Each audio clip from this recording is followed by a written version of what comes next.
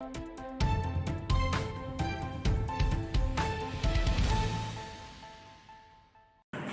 মূল বিষয়টা যেটা আমরা নিয়ে প্রথম আলোচনা করব সেটা হলো যে সম্প্রতি চিত্রাং যে ঘূর্ণিঝড়, এটাতে আমাদের রাজ্য কেন্দ্রীয়ভাবেই তালিকাভুক্ত ছিল, যদিও আমরা যে ব্যাপকতা নিয়ে আসার কথা ছিল আমাদের রাজ্যে হয়তো সেরকমটা আসেনি।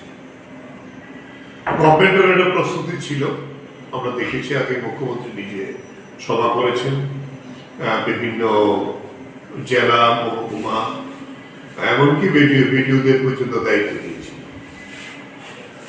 কিন্তু দেখা যায় একটা বিষয় পরবর্তী সময়তে সরকারি প্রেস রিলিজে যেটা এসেছে, বাড়িঘর কি ক্ষতি হয়েছে ইত্যাদির একটা রিপোর্ট এসছে, এটা আমরাও দেখেছি।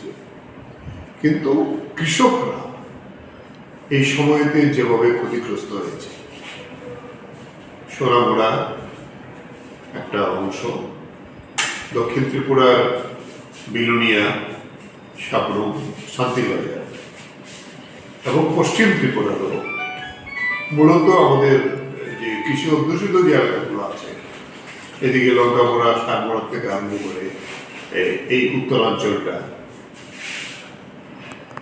এই সমস্ত জায়গায় উদয়পুরের কিছু অংশ মূলত, এবং তেলিয়ামোড়া সবজির যে ফসল, এই সময়তে আমাদের রাজ্যে ওখানে যে অগ্রিম যে সবজি, বিশেষ করে কফি সহ এই সবজিগুলি যেগুলি হয়, তার বীজতলার থেকে আরম্ভ করে সবগুলো প্রায় ক্ষতিগ্রস্ত হয়ে গেছে। এবং আপনারা জানেন, বীজতলা ক্ষতিগ্রস্ত হলে তাহলে এইটা আবার 3 মাস মিনিমাম পিছিয়ে যাবে, কিন্তু সরকারিভাবে কোনো ঘোষণা নেই তাদেরকে কিভাবে সাহায্য করা। দক্ষিণ ত্রিপুরায় প্রচুর পানের বরজ ভেঙে গেছে, এবং পানের বরজ একটা সেখানে তুলতে হলে এখন আবার নতুন করে অন্তত আধাখানি জমিতে পানের বরজ করতেই প্রায় 25 থেকে 30,000 টাকা ন্যূনতম পক্ষে লাগে।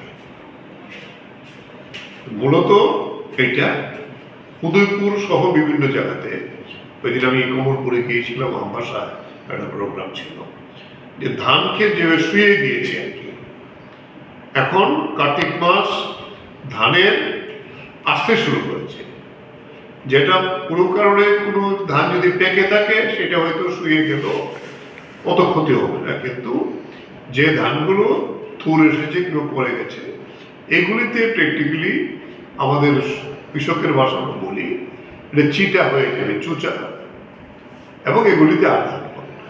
এরকম প্রচুর উদয়পুরের যে কয়েকটা জলা আছে, সেই জলাগুলিতে এরকম অবস্থা হয়েছে, এবং সদরও এরকম হয়েছে।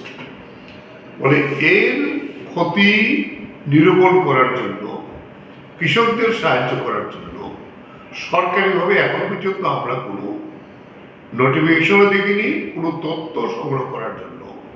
কালকে সারা রাজ্যেই আমরা আমাদের সংগঠনগতভাবে আমরা যোগাযোগ করেছি, যদি আমরা নির্দেশ দিয়েছি বিভিন্ন জায়গাতে আমাদের সংগঠনগতভাবে আমরা কৃষি দপ্তরের কাছে আমরা যাব। এবং এর আগেও গত বছর নভেম্বরে এরকম প্রচুর ক্ষতি হয়েছিল, আমরা গিয়েছিলাম ডাইরেক্টর অফ এগ্রিকালচারের কাছে। তারা বলেছিলেন যে আমরা তো ডাইরেক্টলি দিতে পারি না, আমরা ডিজাস্টার ম্যানেজমেন্ট যে দেখে দিয়ে বলছি, আমরা তাদের কাছে আমাদের তালিকা পাঠিয়ে দেব। কিন্তু এবার কিন্তু এটাও নেই, যদিও সেই তালিকা অনুযায়ী একেবারেই লিমিটেড কিছু পেয়েছে, অন্যরা পায়নি।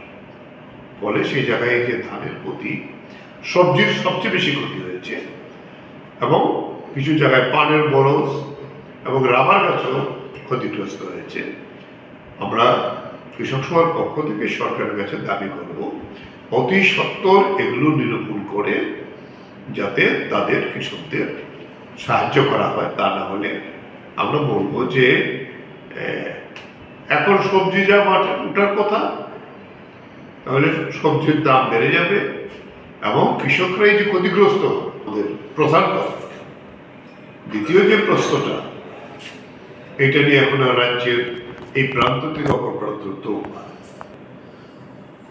ন্যূনতম আইন শৃঙ্খলার যে অবস্থা সেটা নেই।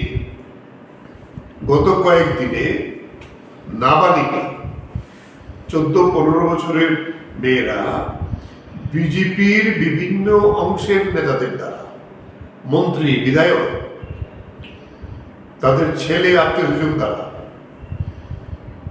গ্যাংরেপ হয়েছে, পুলিশ কেস করেছে, কিন্তু এই ধরনের যারা আছে তাদেরকে ধরার সাহস পুলিশ পাচ্ছে না। আমরা মনে করেছিলাম যে বর্তমান যিনি মুখ্যমন্ত্রী, উনি মুখ্যমন্ত্রী হওয়ার পরে কিছু ভালো ভালো কথা বলেছিলেন, অতীতে যা হয়েছে আইনের শাসন ফিরিয়ে আনবো, এবং তিনি পোস্টারও দিয়েছেন ঘরে ঘরে সুশাসন। এই জায়গায় দাঁড়িয়ে দেখছি আমরা এই গত 15 দিনের যে এই ঘটনাগুলো, আইনের শাসন বলতে কিছু নেই। ওই দিন আমরা